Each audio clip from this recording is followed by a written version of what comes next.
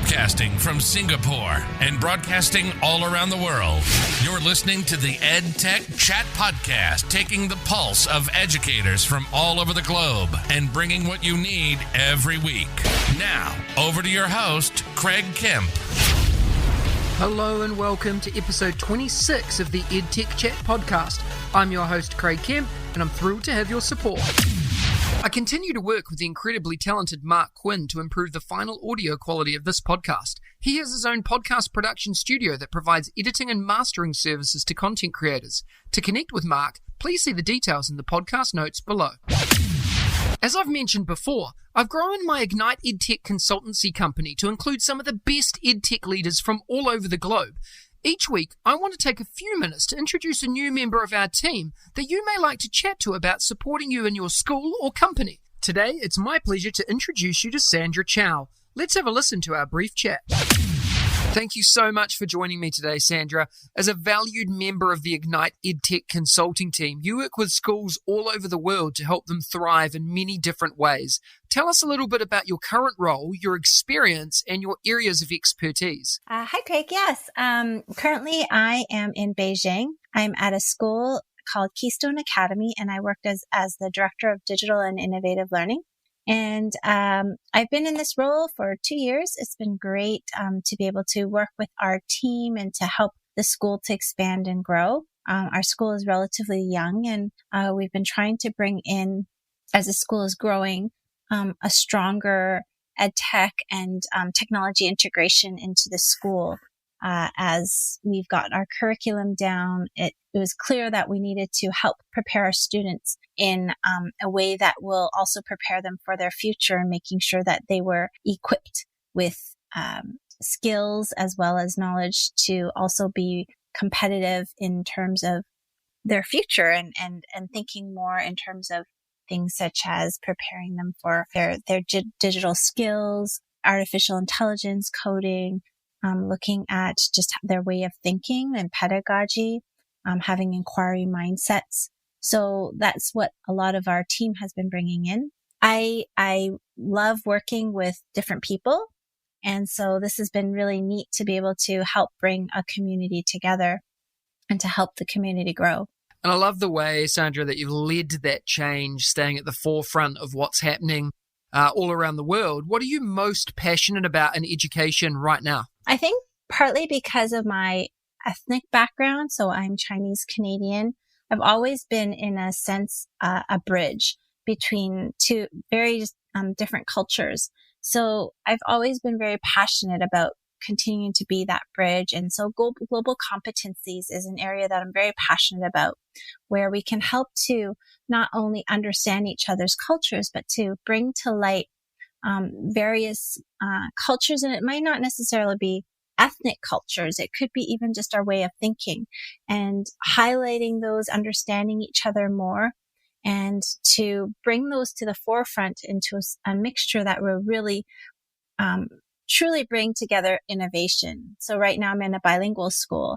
We can really understand the Chinese way of thinking and the Western way of thinking, and bring them together in such a blend where we have new ways of thinking. That, I think, is a really interesting way of bringing about innovation into especially education. And Sandra, how do you help schools as a consultant? And how would schools and EdTech companies benefit from working with you? Well, I think I have a lot of really interesting out of the box ideas. And I really like helping to stretch the thinking of people when I work with people. So I listen to where they're at and the struggles or maybe the challenges that they're facing. I like to use my business experience from my background as an accountant, and bringing in kind of that business understanding of, let's segment what our circumstance is, using various analysis or frameworks to think about it, and then bringing in creativity and design thinking or facilitation methods where we can hear each other, so that we can come up with a solution that would really benefit students, that can benefit the learning that's taking place in the school.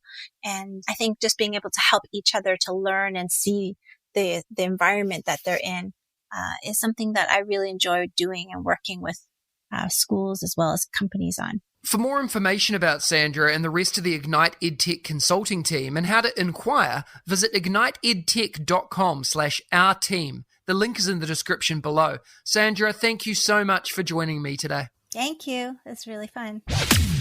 This week, I want you to think about how you can have a better work-life balance. As a teacher or leader in a school, I know too well how hard it is to have a good work-life balance. What can you do to be better in your role and at home with your family and friends? What are you committing to over the next few months that will help balance your time between home and work to ensure you're taking care of yourself and well-being is something that we actively focus on? I look forward to hearing from you soon. A tool that has positively impacted the authentic and purposeful use of technology into classrooms and meeting rooms that I have worked in is Grammarly. Grammarly has been a staple in my EdTech diet for many years now, and something that helps me with the little things and helps me save time. Grammarly is a free online AI-powered writing assistant tool that helps you compose mistake-free writing. I have added it as a Chrome add-on, which means that it works in the background wherever I work. It's great because I get corrections from Grammarly while I write in Gmail, Twitter, LinkedIn, on my website, and all of my other favourite sites. A lot of schools I've worked with use this with their students as well. Something worthwhile looking into. I highly recommend that you take a look at Grammarly. The link is in the description below. Last week, we talked about international teaching and its benefits and how to use technology to enhance your efficiency. This week, I wanted to focus on writing with technology. Quite a controversial conversation for many teachers, but something that it's worth bringing up briefly. What part does technology play in the writing process? For many purists, it's all about handwriting and crafting ideas with paper and pencil. But is this keeping up with the changing times and giving our students the best opportunity to be successful in the future? I'm going to share my opinion here now. As a teacher, I've taught in a classroom pre-technology and now post-technology and can honestly tell you that I learned a lot about the art of writing in a pre-technology driven classroom. Would I go back and teach in that pre-technology classroom now? Absolutely not. The reason is simple. Technology allows us to do so much more that we previously didn't know was possible. With it, I can be a better teacher. I can be more efficient in my work and provide better opportunities for my students to connect, collaborate, and engage with people from all over the world. I still believe that there's a place for teaching handwriting and the ability to write and craft ideas without technology.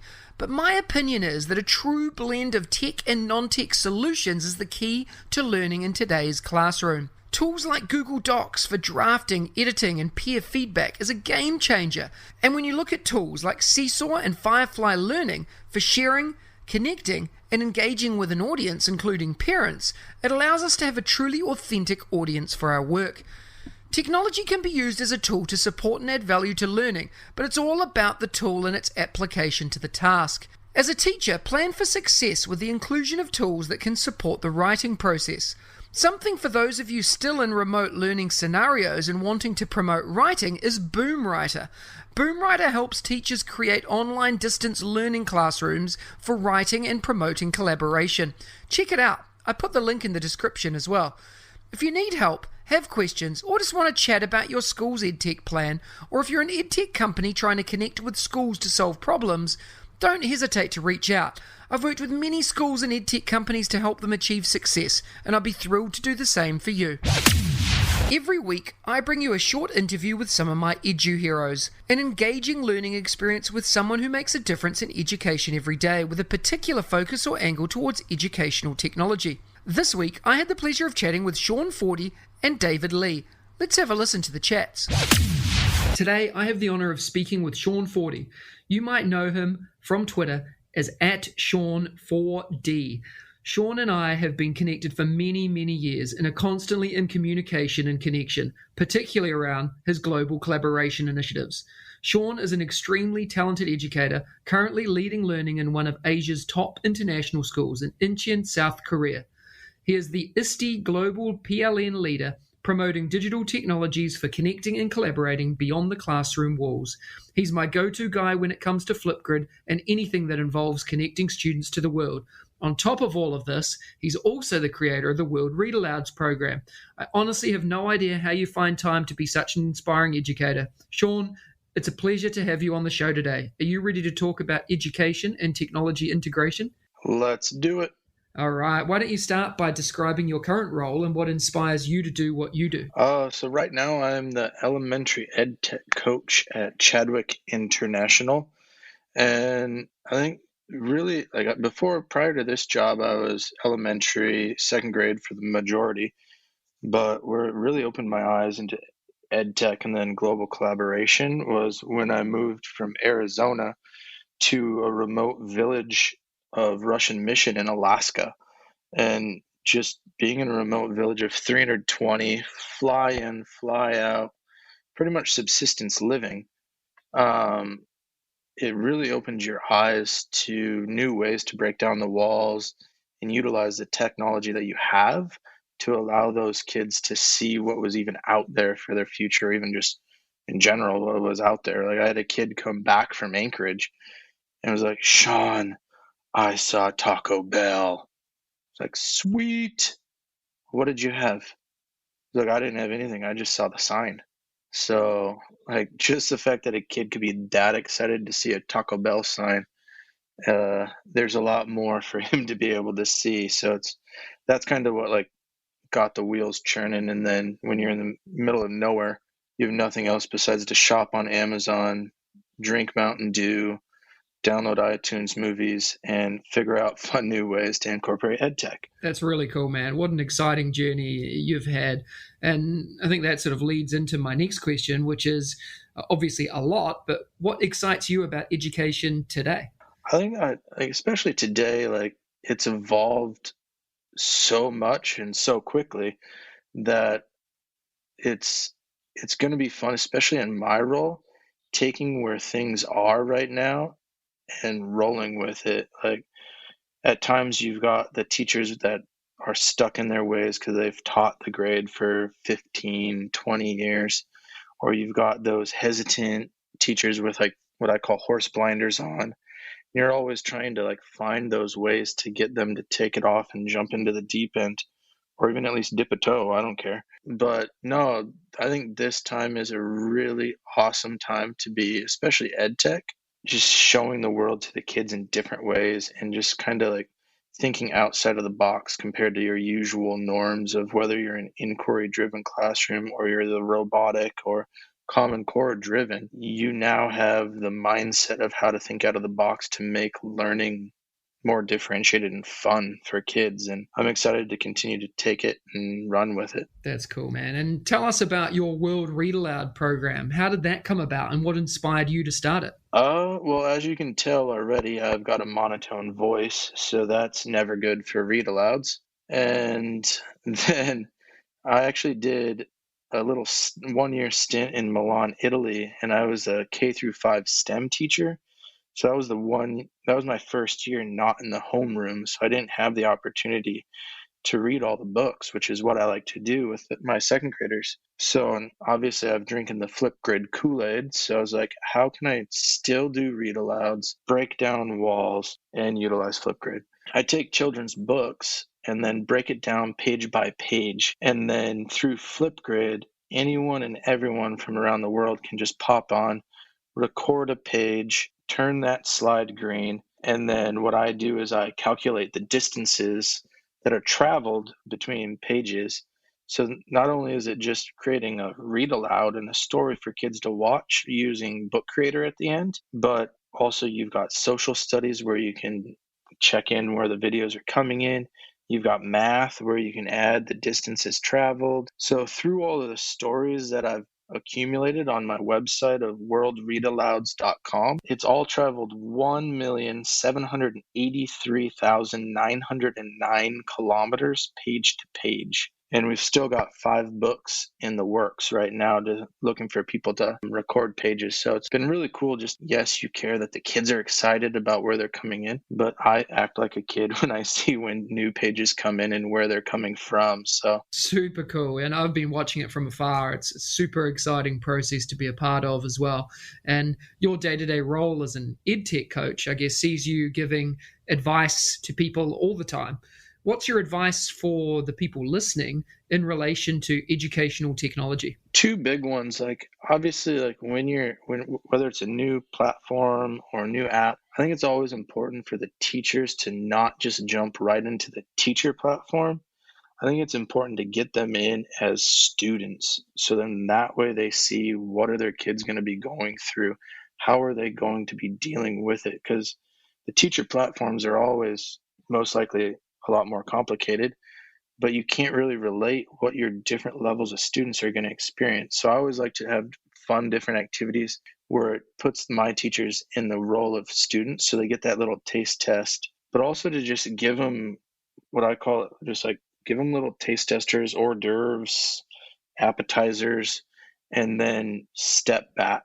Because like, yes, there's like the non-negotiable tech, but for the growth in my eyes to happen, you want to give the teachers those appetizers, those hors d'oeuvres to build the fun and excitement to eventually take off those horse blinders or take it to the next level, and then have that open door. So when they are ready or they've played around with it enough, then they can come to me, and then we can look at how we can tweak and refine and make the magic happen. I love how genuine and authentic your advice is as well. And I think that's something that I really value from our connection on Twitter as a professional learning network, is just how genuine and authentic you are in all of your engagements. What about EdTech tools? We always talk about needing to know the why, but sometimes you just need a tool to engage learners, be more efficient, any of those sorts of things. What's an EdTech tool that you currently love using in your day-to-day work?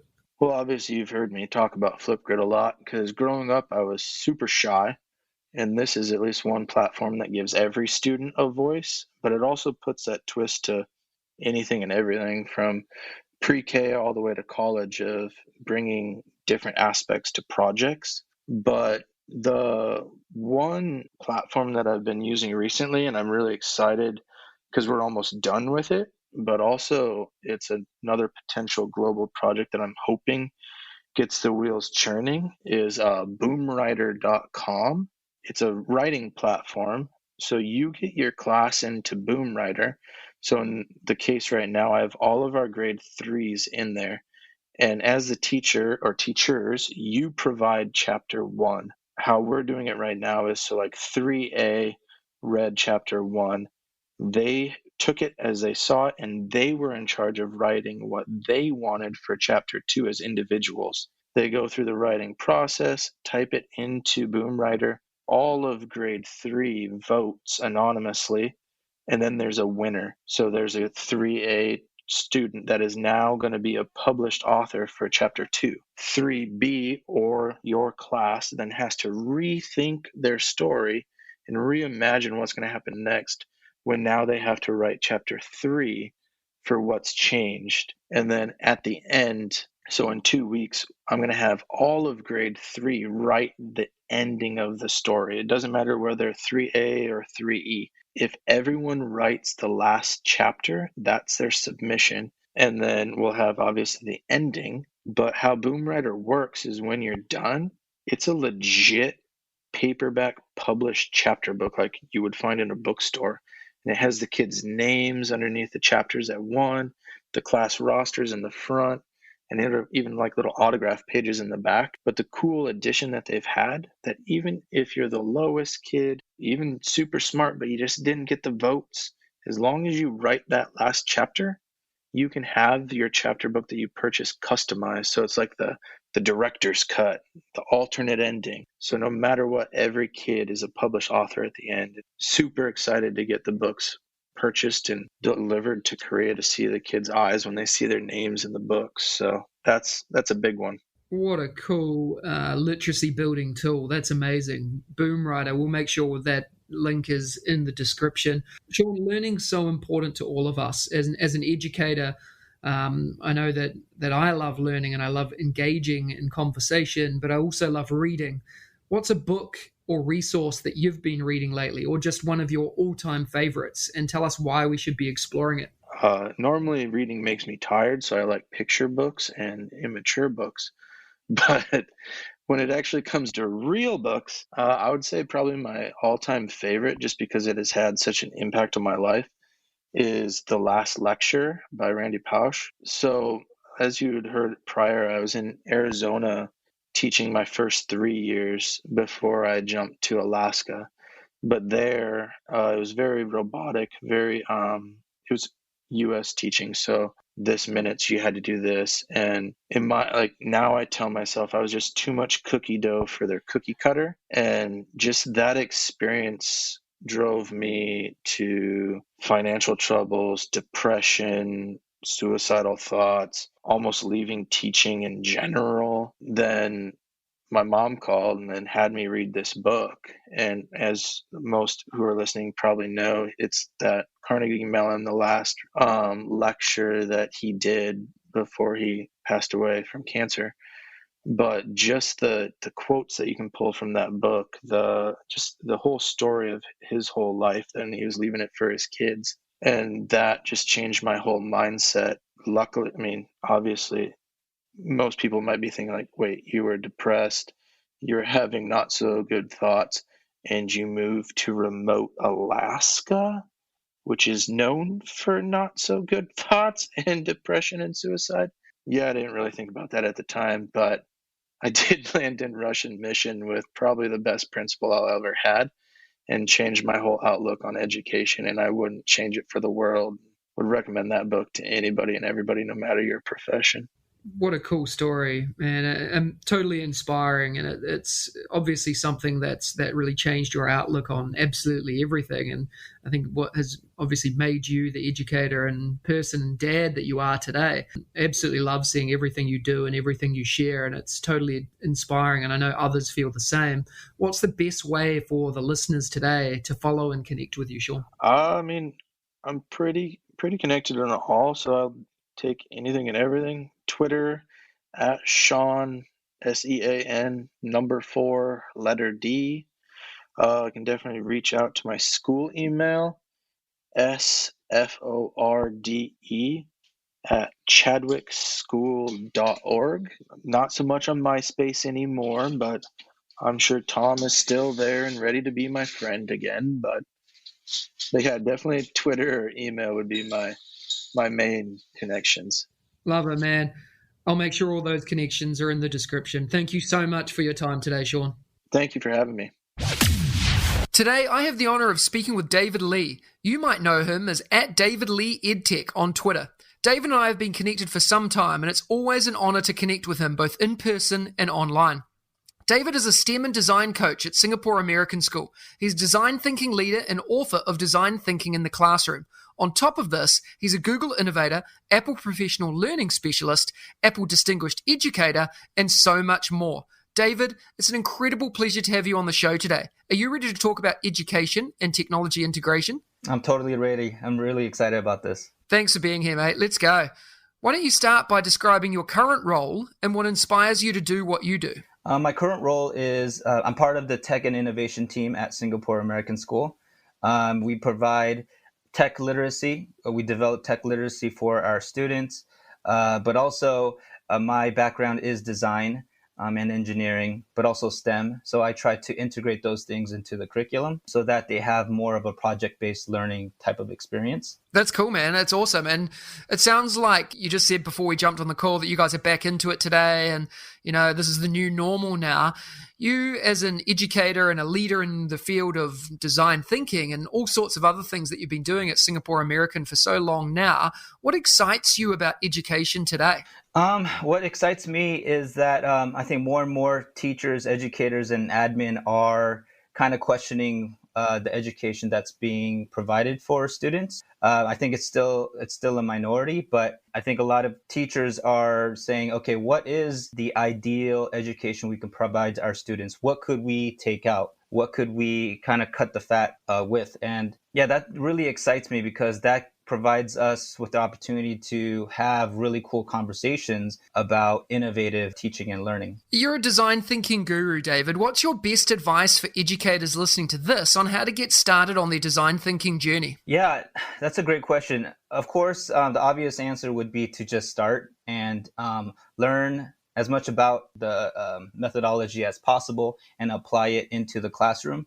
But I would also recommend just to dig really deep into it, because there is a huge emphasis on a mindset. And I think that's truly valuable in really understanding what design thinking is about and also applying it. And what sort of things are you doing with design thinking at Singapore American School that you'd consider to be innovative or leading the way in what's happening? Yeah, design thinking has become a creative problem-solving tool for the students. So as a teacher, I apply design thinking by designing these learning experiences that are almost like a story, like a narrative. And so they go through a unit, and all of these learning experiences or activities are interconnected and connected. And that's kind of how design thinking helps me. But then for the students, after we have designed this project-based learning experience, the students use the design thinking tool to empathize, come up with creative ideas, and then ultimately develop solutions that they communicate to their audience.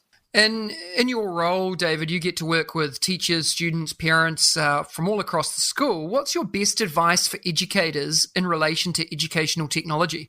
I think now that, when I started with EdTech, it wasn't new, but more and more people were hearing about it. And now EdTech is very common. Parents know it. The parent community knows it.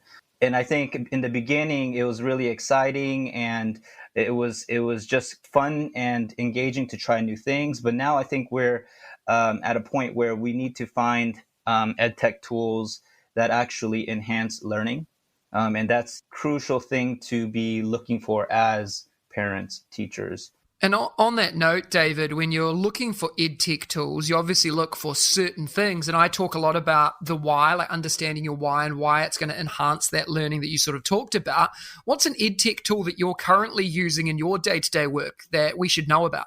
Well, for me personally, I think storytelling is crucial at this time, because it's great that these students have develop creative solutions for these units, but it is then their job to communicate that solution to their audience, because if they don't do that well, their solution will not be used. So for me personally, the tool that I've used is Final Cut Pro, a video editing software, and it has allowed me to create these stories to help people and teachers understand why certain concepts, certain approaches are so valuable to students. And I kind of apply that with my students as well. So helping them understand that hitting people's emotions, having someone to root for in that story, can really reach a broader audience. That's really exciting, because I know you use that a lot in your work, and obviously you're sharing it with your kids as well. You know, all of that learning is super important to us, David. What's one book or resource that you've been reading lately, or just one of your all-time favorites? And tell us why we should be exploring it. For me, I think the one that really changed my thinking was Creative Confidence. It just showed me that there is more to success than just content knowledge.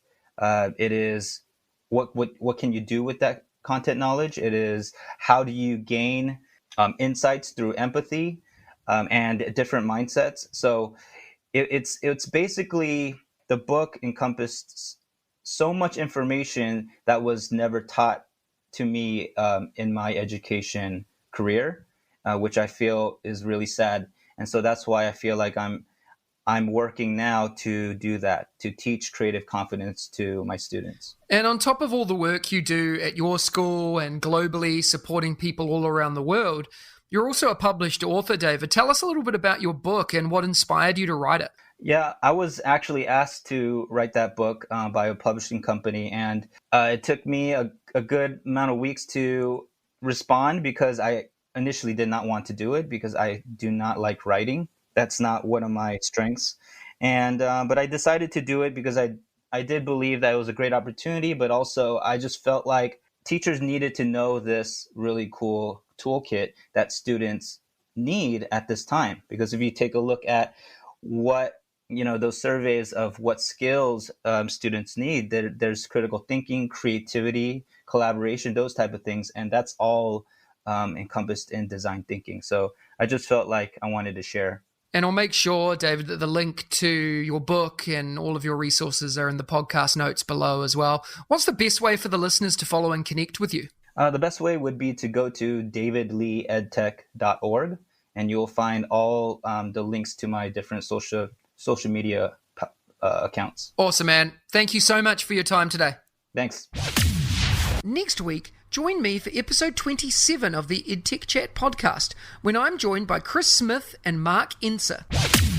One of the things I love doing is giving away prizes as a thank you for tuning in, listening, and hopefully subscribing to the EdTech Chat Podcast.